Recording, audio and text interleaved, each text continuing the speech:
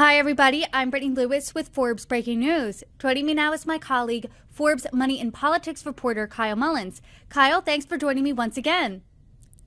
Always great to be here, Brittany. And it is really good timing that you and I are speaking today because, as you point out in your reporting, just a few Met Galas ago, back in 2021, Congresswoman Alexandria Ocasio-Cortez wore a dress that said "Tax the Rich" on the back. I'm sure everyone can remember. It was a very memorable moment on the carpet. So you're actually reporting on her net worth. So first, point blank, is she rich? What does her fortune look like?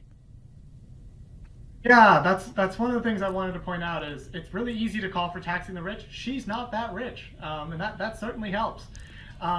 We are estimating that Congresswoman Ocasio-Cortez's net worth is about $125,000. So before we get to what assets make up that $125,000, take us back to the beginning, her life before politics, and what her financial situation looked like in those formative years. Absolutely. So Ocasio-Cortez was born in New York, and she grew up in, I would say, a working class family. They weren't in poverty. I would say her father was an architect, and her mother was a first generation immigrant who cleaned houses. So definitely firmly working class family there. She went to college in 2007 off to Boston University. And while she was there, her sophomore year, her dad suddenly died of cancer. It was very dramatic and very sudden. And her family really struggled after that. So once her dad passed away, they lost all of that income. He owned a house in just north of New York City and also owned a small apartment in the Bronx. And they had kind of a custody battle over both of those properties. And really, that home in the Bronx, it took 4 years for them to sort that out. That was a very expensive legal process for them. And additionally, they had all these medical bills that had built up while he was being treated for cancer. And so she graduated into a pretty horrendous job market right after the Great Recession, even for college graduates. Was really struggling to find. So she ended up working as a waitress. Her mother took a second job as a bus driver. So they really started out better than they were doing when she graduated college. Definitely. If we can remember back in 2011, that was a really grim time financially, the Great Recession just about ending there. So what made her take the leap from graduating college, waiting tables, to then join politics? So the way she tells it, she was always active in community organizing, but she was really constrained in part because of her, need to work kind of a low-wage jobs in order to support her family. But it was really Bernie Sanders' campaign in 2015, 2016, his first run at the presidency. Remember, Bernie Sanders is an independent senator from Vermont. He's probably the furthest left member of the United States Senate. And he usually caucuses with the Democratic Party, but he self-identifies as a democratic socialist, which is not something that we've seen on the political scene in the United States in many, many decades. At least before 2016. So she worked with his campaign, volunteered for his campaign, was very active in that. And she also got involved in activism in the Dakotas around in Standing Rock, or protests over an oil pipeline there. And so the combination of those two things apparently, again, according to her, inspired her to run for office. So now let's go to the 2018 midterms. When she was running for office, she was primarying a very seasoned, a top Democrat in the House, Democrat Joe Crowley. She ended up winning in an upset victory there. What did her financial situation look like then? According to her earliest disclosures that we have access to, she did have some savings there that she was using in part to fund her campaign, but she was making less than $30,000 a year from her restaurant job, her main job. And so she didn't really have a lot to work with. And this is, especially in comparison to somebody like Joe Crowley, who at the time was a 10-term Democratic incumbent, the chair of the Democratic caucus in the House of Representatives, and a very seasoned veteran of the the New York politics scene.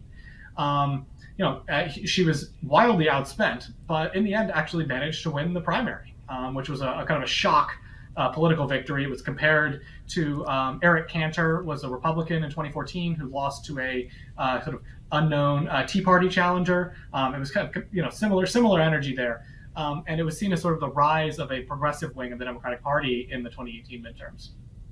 So she was elected before she was sworn in, before that congressional salary kicked in. How much money was in the bank for her? Her campaign manager said shortly after she actually won her general election, which was not really much of a competition given her extremely blue district in New York City. Her campaign manager said that she had less than $7,000 in savings left, which is not a lot to work with. And she told the New York Times that she was struggling to find an apartment to rent in D.C. in addition to the apartment that she was already living in New York. If you're renting in both cities, that gets very expensive very quickly, and she didn't have much in the way of savings to go off of there. And as anyone knows who apartment hunts, New York and DC are two of the most expensive cities to rent an apartment in. But tell us now, as you reported, her net worth is now $125,000. What assets make that up? So the vast majority of that, about $100,000 or so, is actually our estimate of how much she's put away in retirement savings. It's tough to know because Congress people don't actually have to disclose the balances in their thrift savings accounts, which is the sort of the 401k equivalent for government employees. But we estimate that if she's been meeting her match and she's been getting those matching funds that people who get 401ks also typically get, she gets 5% match, that would be about $100,000 as of this year.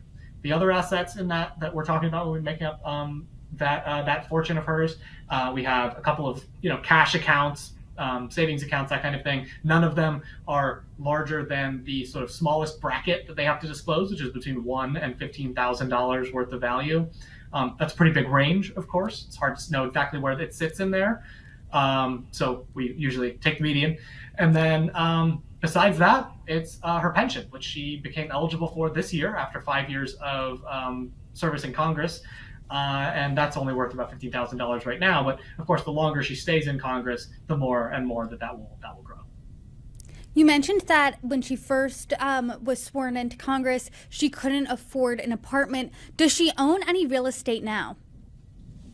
She doesn't. As far as we know, she still rents in both New York and DC. And she's a big proponent of student loan debt cancellation. How much does she owe in student loans?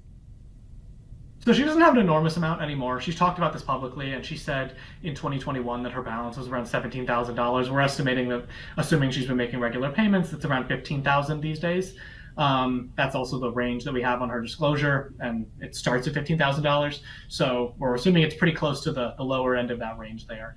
But I mean, other than that, she doesn't have any other debts that she's reporting. When you were reporting on her waitress salary, you said she was making $27,000 a year. What is her congressional salary today? Congressional salaries are $174,000 for just your everyday member of Congress. That actually hasn't changed in about a decade or over a decade. Congress has routinely paused the sort of annual increase that would come with cost of living. And AOC has actually been a vocal proponent of raising congressional salaries. She argues that it makes that if you keep the salaries too low, people are more likely to go try to find more corrupt income elsewhere. So maybe they go trade stocks that they aren't supposed to with insider trading, or they try to go do other various deals. She refuses to own private stocks. That's something that she has made part of her persona. But she has argued that Congress should be paid more than they are today. You and I have talked about the net worths of a lot of political leaders, and a lot of the times their marriages impact their fortunes. We know that she's engaged, so is there any indication of how much her partner is worth? So members of Congress do not have to report non-married partners, which in this case describes her fiance, Riley Roberts. They don't have to report them on their disclosures or their assets. And so because of that, we don't really have a great sense of things. Riley's kind of a black box in this whole situation. But he's been working in tech for years and years now. Our best guess is that he probably has some savings, but until they are married, and they've been engaged for over 2 years, so I assume the wedding's coming at some point. Once they're married, we'll get a better sense of exactly how much he's making and how much he's saved up over the years. I am curious about how much her fortune stacks up to other members of Congress. So we haven't done valuations of every member of Congress. We're only getting started here. But I would say that her amount, her assets are significantly lower than the average member of Congress. But I think it's notable here, the average member of Congress is a lot older than Ocasio-Cortez. She's only 34 years old, and the average member of Congress is well into their 50s. So they've had many more years to sort of put money away in savings and in retirement accounts and that kind of thing. She also doesn't own any real estate. A lot of members of Congress own a house, but she lives in sort of two areas of the country where it's much more common to rent, New York and DC. So there's a lot of things that are kind of working against her in this case in terms of actually building wealth in comparison to other members of Congress. That said, she's in a very safe blue district, assuming that she stays in Congress for decades to come, as she potentially could. She's going to have plenty of time to put money away in that thrift savings account, plenty of time to put money away in savings accounts, and maybe eventually buy some real estate that can grow as well. Kyle Mullins, per usual, I enjoyed our conversation. Thanks so much for joining me. Thank you, Brittany. Always great to be here.